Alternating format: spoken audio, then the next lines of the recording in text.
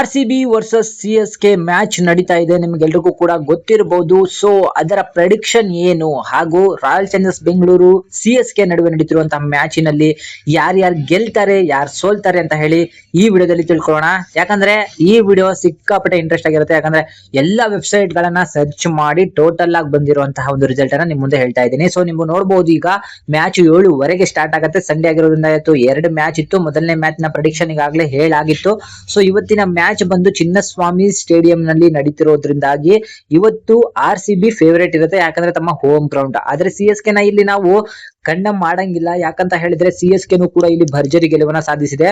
So ನೋಡಬಹುದು, ಇಲ್ಲಿ lead ಅಲ್ಲಿ ನೀವು ನೋಡೋದಾದ್ರೆ RCB ನಮ್ಮ CSK ವಿರುದ್ಧ 21 ಮ್ಯಾಚ್ ಗಳನ್ನ ಸೋತಿದೆ, ಕೇವಲ 13 ಮ್ಯಾಚ್ ಗಳನ್ನ ಗೆದ್ದಿರುವಂತದ್ದು. CSK ಹೆಡ್ ಟು ಹೆಡ್ ಅಲ್ಲಿ ಮುಂದೆ ಇರುವಂತದ್ದು. ಇನ್ನುಳಿದಂತೆ ಲಾಸ್ಟ್ 6 ಮ್ಯಾಚ್ ಅಲ್ಲಿ ನಮ್ಮ RCB ಅವರು 4 ಮ್ಯಾಚ್ CSK ವಿರುದ್ಧ ಗೆದ್ದಿದ್ರೆ ಅವರು ಕೇವಲ 3 ಗೆದ್ದಿದ್ರು. ಸೊ ಇನ್ನು ಈ ವೆನ್ಯೂ ಅಂತ ನೋಡಿದ್ರೆ ನಮ್ಮ ಚಿನ್ನಸ್ವಾಮಿ ಸ್ಟೇಡಿಯಂ ಅಲ್ಲಿ CSK ಅವರು ಕೂಡ ಸಿಕ್ಕಾಪಟ್ಟೆ ಒಳ್ಳೆಯ ಒಂದು ಅವರೇಜ್ ಅನ್ನ ಹೊಂದಿದ್ದಾರೆ. ಇಲ್ಲಿ ವಿನ್ನಿಂಗ್ ಪರ್ಫಾರ್ಮೆನ್ಸ್ ಅವ್ರದೇ ಜಾಸ್ತಿ ಇರುವಂತದ್ದು. ಇನ್ನು ಕೀ ಪರ್ಫಾರ್ಮೆನ್ಸ್ ಅಂತ ಬಂದ್ರೆ ನಮ್ಮ ವಿರಾಟ್ ಕೊಹ್ಲಿ ಅವರು ಭರ್ಜರಿ ಒಂದು ಫಾರ್ಮ್ ಅಲ್ಲಿ ಇದ್ದಾರೆ. ದೇವದತ್ ಪಡಿಕ್ಕಲ್ ಅಂತೂ ಅದ್ಭುತವಾದಂತಹ ಒಂದು ಬ್ಯಾಟಿಂಗ್ ಅನ್ನ ಆಡ್ತಾ ಇದ್ದಾರೆ. ಸೊ ಜಾಕೋಬ್ ಡಫೆ ಅವರು ಸಿಕ್ಕಾಪಟ್ಟೆ ಚೆನ್ನಾಗಿ ಬೌಲಿಂಗ್ ಅನ್ನ ಮಾಡಿದ್ರು. ಆದ್ರೆ CSK ಅಲ್ಲಿ MS ಧೋನಿ ಅವರು ಇಲ್ಲದೆ ಇರೋದು ಸಿಕ್ಕಾಪಟ್ಟೆ ದೊಡ್ಡ ಹೊಡೆತ ಬೀಳ್ತಾ ಇದೆ.